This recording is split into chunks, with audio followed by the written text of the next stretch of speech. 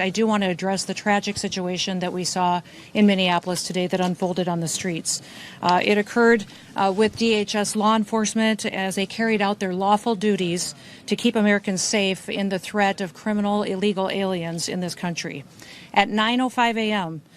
Central Time, the Department of Homeland Security law enforcement officials and officers were conducting targeted operations in Minneapolis against an illegal alien whose criminal history included domestic assault with intentionally inflicting bodily harm, disorderly conduct, and driving without a valid license. An individual approached U.S. Border Patrol officers with a 9mm semi-automatic handgun. The officers attempted to disarm this individual, but the armed suspect reacted violently. Fearing for his life and for the lives of his fellow officers around him, an agent fired defensive shots. Medics were on the scene immediately and attempted to deliver medical aid to the subject, but he was pronounced dead at the scene. The suspect also had 2 magazines with ammunition in them that held dozens of rounds.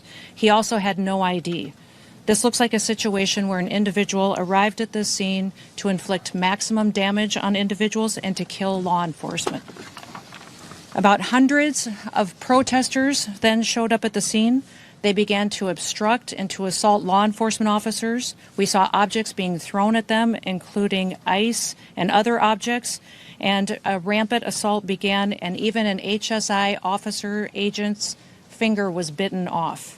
Crowd control measures were deployed to bring safety to the public and to law enforcement at the scene.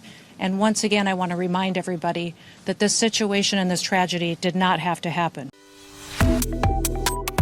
Subscribe to One India and never miss an update.